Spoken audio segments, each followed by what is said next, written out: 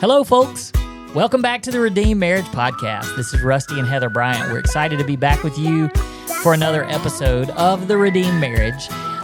Before we get started, this is a new year, lots of stuff happening. I thought we could just quickly run through some upcoming things that are going on. I know that some people are listening to this much later in life, but if you're listening, you're one of our regular listeners, thank you, welcome.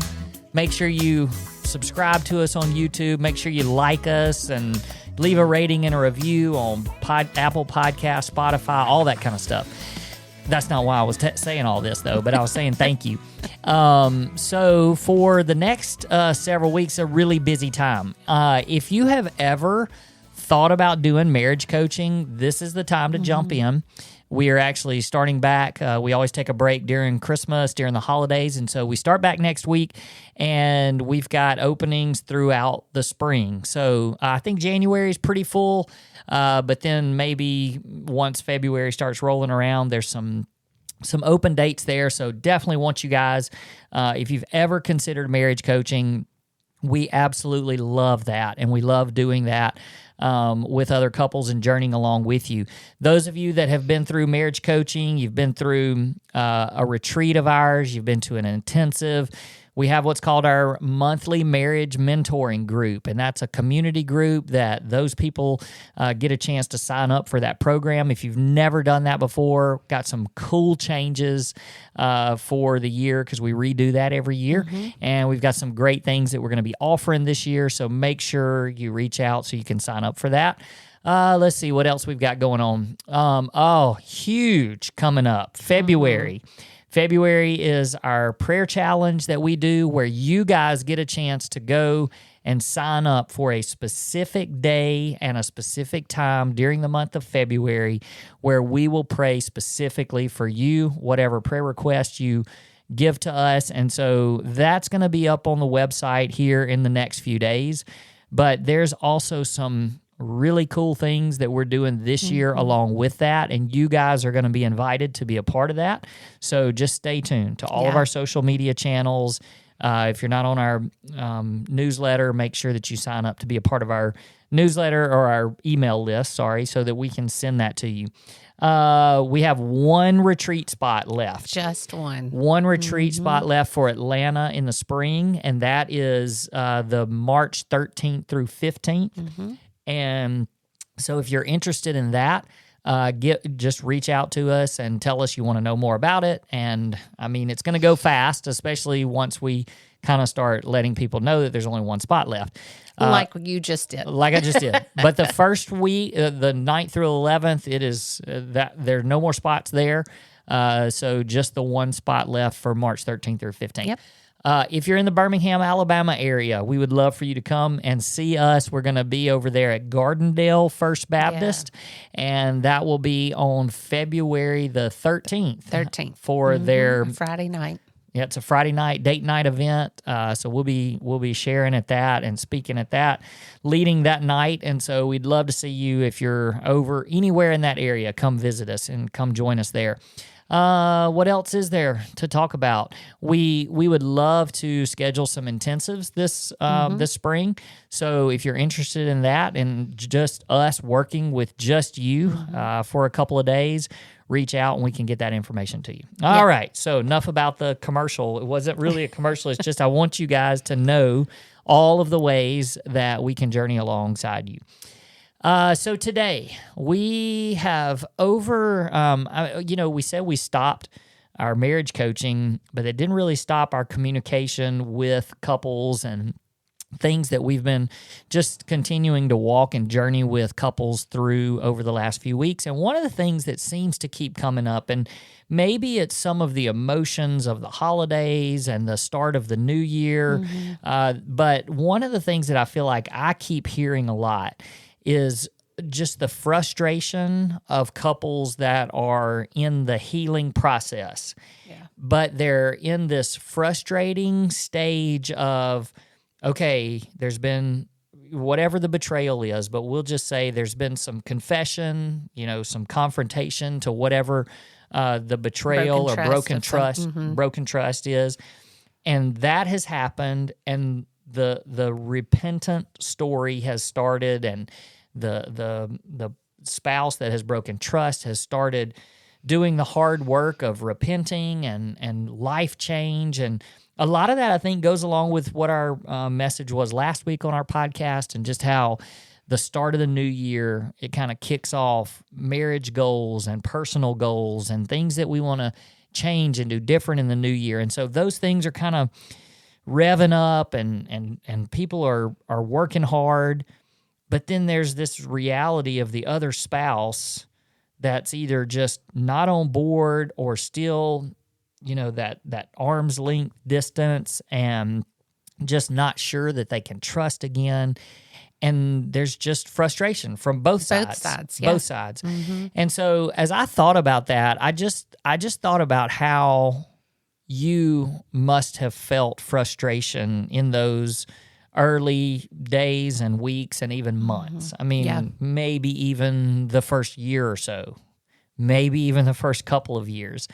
And so I thought maybe you could just start us off by kind of sharing what some of those frustrations were, and then maybe we can talk through how do you actually address that and handle that if you're that person and you're stuck in this spot where you're just feeling frustration through the healing process. Yeah, and if you're not the betrayer, if you're the betrayed, hang tight, because we're going to talk about those frustrations too. But either way, you're going to be able to learn what the other person is feeling. Absolutely. So. And how you can be better in not getting as frustrated, but then also how you can handle that frustration. One of the things that when you were kind of sharing your heart about this topic and what you wanted to talk about, I couldn't help but think about our New Year's goals that we talked about last week, because New Year's goals can get frustrating. Just the same as this, because it's like any goal, any goal, any goal that you have, whether it's, we talked last week about physical goals, spiritual goals, relational goals, intellectual goals. And, you can get behind I'm just going to be real honest. I know that's surprising you. One of the books that I started, it's deep. Like which one? It's the John Eldridge ones. Oh, John Eldridge, Moving Mountains. It's a great book. I know, but it just starts really deep. It honestly, it is a harder read than some of his books. Okay, but I'm not giving up. But the first couple of chapters. This morning, I finished up the second chapter, I think, and I was going into the third, and I was like, okay, I think that it's lightening up a little bit now. Like, I think he was just getting through some of the philosophical, and I was just going, whoa, because I don't do great with deep. Didn't have pictures and cartoons. Shut up. Okay. So anyway, and so they can get frustrating. It's not like, I haven't been like, oh, this is going to change my prayer life. And I want it to. I want it to, give me some really strong truth, and I'm sure it will, because I've heard amazing things about that book. But that doesn't mean that it can't get frustrating. And so I'm just saying, with any desire we have, with any goal that we're trying to achieve, it can get frustrating along the way. And so one of the ways that I was thinking that I got frustrated is I can remember saying, I'm doing everything that I'm supposed to do. Like, I had fallen in love with the Lord. I was meeting with my mentor. I was off all social media because I needed to be at that time. The friendships that I had were pushing me towards the Lord.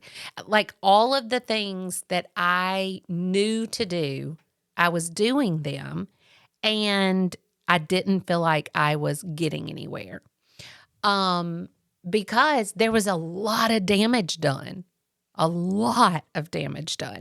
And so I can remember thinking, if he could just see my heart, he would know and he would believe it. But the reality is you couldn't. You couldn't. And so I had to keep showing up every day to keep doing what I was doing, to not for you, doing it for me, and just hoping that you would see that, trust that, and come alongside me in that. Mm-hmm. I think a lot of people, they get this misunderstanding that the healing or the trust again is going to happen with change.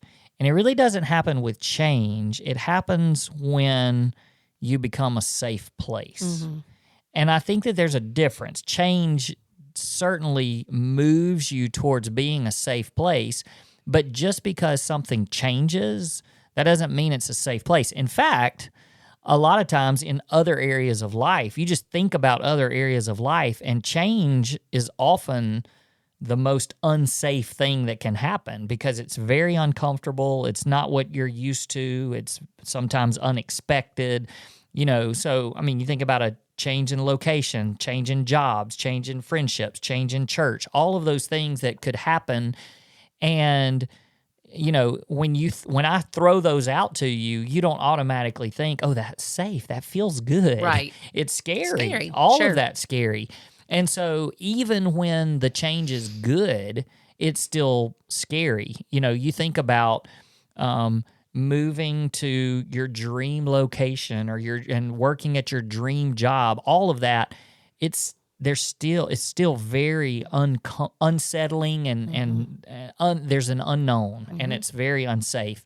And so you really have to get into a place where you can get established and feel comfortable, and then over time it's, oh yes, this is a safe place. But some of it too is you could be trying to move towards that safe place and feeling safety, and what ends up happening is that something rocks your world again. And I just remember those frustrations of being, okay, I'm recognizing this change in you, and I want to change with you. Like I want to lean into the change. Right. But I'm scared because, what if you do it again? Or then something would happen and I would have triggers and I would think about it again. And so there were all of these reasons why I never felt safe in the beginning. And so, when I was going through what I was going through, that was the part that was holding us back. And honestly, let me just say this too. There becomes this part along the journey where I even maybe, and I think other people can relate to this, but you start feeling, well, now I'm the problem.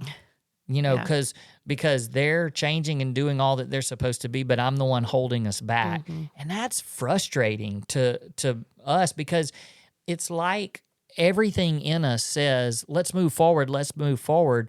But all these worries and fears and anxiety and everything, it physically can hold us back, and our body just won't let us move forward. So whenever I would go through, when you recognize that was the case, as much as you were trying and as hard as you were trying, and I was just kind of stuck, how did you respond to that? And what would you tell our listeners? Sure. Well, how do they respond to that? Yeah. I mean, everybody who's listened to us for a long time will know exactly what I'm going to say. You just have to keep showing up, and you keep doing it for you.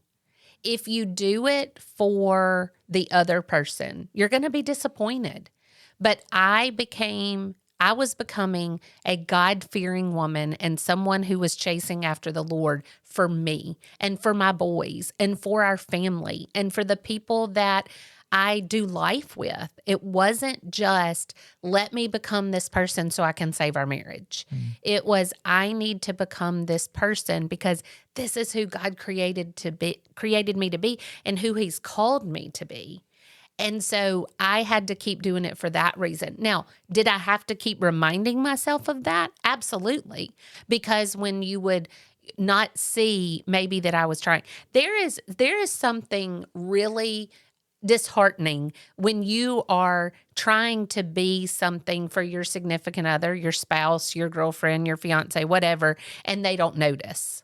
It's like, how can you not notice what I'm doing? Like, I'm working my tail off here. So, I mean, that's in all, and let's be honest, it can happen in your job when you're trying to do your very best work and your boss doesn't even notice, or your coworkers don't even notice. I mean, that's frustrating. But you do it because you're supposed to be the best version of yourself that you can be, and that God's called you to be and created you to be.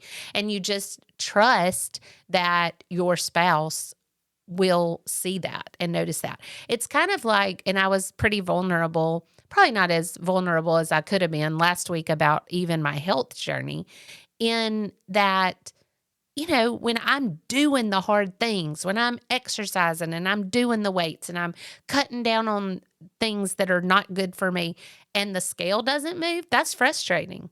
But I can't see what's going on inside. I can't see, maybe my cholesterol numbers are coming down. Maybe my sugar numbers are coming down. Maybe my, you know, I'm getting healthier on the inside, but it's not noticeable on the outside. So this is something you can apply to lots of areas, but I keep showing up and keep doing the thing for me and for my health, and not so someone else will notice. But that's hard. I think one of the things that couples that have gone through something similar to us, they get into a place where they don't necessarily, I think there's an understanding. So I think you could look at me and you could genuinely say, I can understand why I've hurt you, you know, why you're hurting. I can understand why you don't trust me. I can understand that this is going to take time and all that.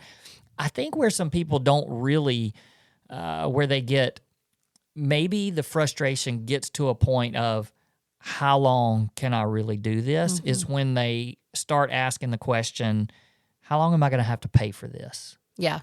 Because there's a difference in, I know that I hurt you and there's all these feelings inside of you and I can't imagine how you feel, and I'm really, really sorry for that. And I'm going to give you time to get over, you know, to move past it and to heal.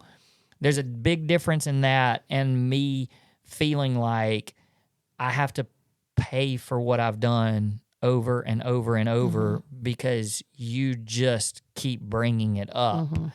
And we think that there's lots and lots of healthy ways to bring it up, but most people don't know how to do that. And so instead, they're just constantly keeping score, running, you know, not, I mean, I want to say nagging, but not even nagging. It's just constantly reminding you of what you did. And that's a really, really hard place to live. And as much as we want to say, well, you know, and the world wants to say it too, and we've lived it. So there's part of us that says, well, you know, you caused it. That's right. Like, so man up, you know, and like just deal with it. But I've lived this side of it too, where, I don't know, maybe you answer for us. Yeah. How, you know, did you ever experience that, or how did you feel just thinking, am I going to have to pay for this for the rest of my life? I think that you did a really good job in letting me become the person that God was calling me to be. And you also encouraged that in me. Now, I know I had an amazing mentor, and like, you trusted that when I was with her, big things were happening. Like, you never were fearful when I was with her. You know, you knew that she was going to speak lots of truth into me. And so I never got really frustrated with not like you. Sorry, let me start again. I didn't get frustrated with you in that area because you were always really encouraging to me. You were always very, you would see the change and you would recognize it. I don't feel like that you ever got stuck in that. Now, because I think you enjoyed the person that I was becoming. And if you're enjoying the person that your spouse is becoming and they're working really hard in that, like, tell them that you see the change. Even if you have to say, hey, I see the change in you. I know that I'm a little bit slow to catch up in this, and I'm trying really hard, but I can see what you're doing, because you were encouraging to me, and it made me want to keep going. I can't say that I had to experience the frustration of changing and doing the hard work and really, really trying to become the person that God wants me to be, and you not seeing that. I didn't have to experience that, but I know a lot of people do. And I can only imagine how disheartening that can be. And also, like, I could see myself going, why am I doing this? Like, if I'm doing everything that I can and he doesn't even notice, why do I continue? And that's where you have to remember that you're not doing it for your spouse. You're doing it for you and your family and your children. And then you just pray like a crazy person that your spouse will be able to see it and come alongside you. One of the things that's really hard, and this is hard for me to put into words, but maybe I can try to put into words what other people in my position would feel.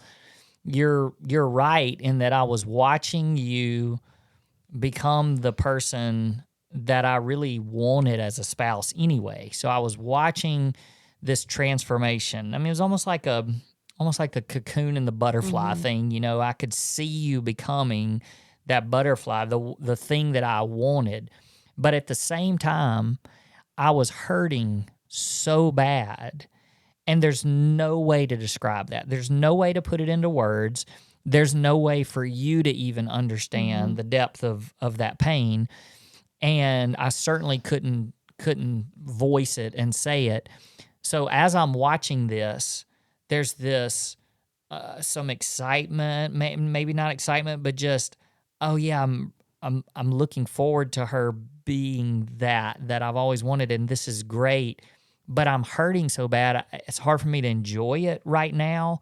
And in the midst of the hurt and the pain that's happening right now, there's no other way to think about it except I'm never going to not feel like this. Like, I'm always going to feel the depth of this betrayal. And so while I do recognize it, and I'm like, yeah, this is it. We're going in the right direction. But I'm hurting, and I'll never get over this. I will never be able to get over this. And what I want people to hear is that, will you ever completely get over it? Nope. But you know what? There's a lot of things in life that leave lasting scars, but beauty comes from ashes. Yeah. And so what we've experienced is just this new marriage that, you know, if I could sit here and I could start thinking about what happened and what you did, and it would hurt again. But because I've been through so much life now since then, and so much growth and so much change, I can look back and I can tell people that are going through this, you won't always feel the way that you're feeling. And you may think, I'll never get over this. I'll never get over this. And as much as I want to say you will get over it, it's just that hard thing to put into words that, no, you won't really get over it. You'll just move to a better marriage. I mean, yeah. You know, as you're talking, I actually thought about something that I've never thought about before or put into words. So I hope this isn't a dumpster fire and you have to edit it out. Well, I feel like what I just said was a little bit of a dumpster fire, because it wasn't. It's just, you can't. I mean, we get on here and we do a podcast and we meet with people and we talk to people and we try to put into words, and so much of it is just almost you can't even describe Well, it. because you're trying to describe something that That God did. That's right. And it's a miracle. It's hard to describe. It's hard to miracles. put into words. But one of the things that I was thinking about is how I know from looking back that I got myself into the situation that I was in because I was expecting you to fulfill me and to be enough for me. And I was trying to find that somewhere else because you weren't doing it. And so maybe there's somebody else that could complete me and fill me and make me feel complete. And what I realized is that I can't find that. There's no one else out there that's going to do that. There's nobody else that is going to be enough. That's the word that I want to hear. Is there was nobody else that was going to be enough for me ever. Because it is supposed to be my relationship with the Lord is enough. And you get to come alongside me and we get to walk this life together towards the only thing that can ever be enough for us. Okay? So I know that was a lack for me. Well, when I started chasing after the Lord, I don't think that there was ever a time in your life where you thought that I was supposed to complete you. Maybe there was, but you were very secure in your relationship with the Lord and all of that. And so you never expected me to be the enough that completed you.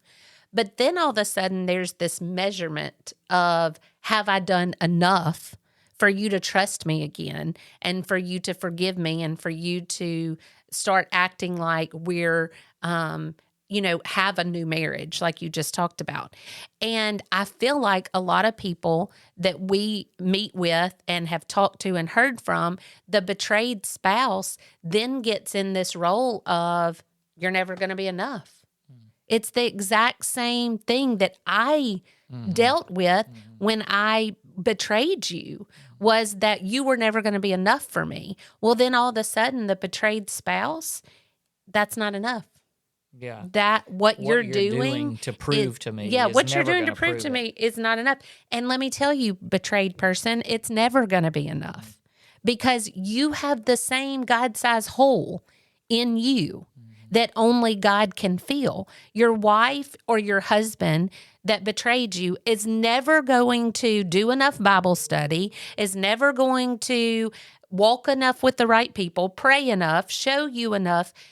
They aren't supposed to be enough. It's still Jesus.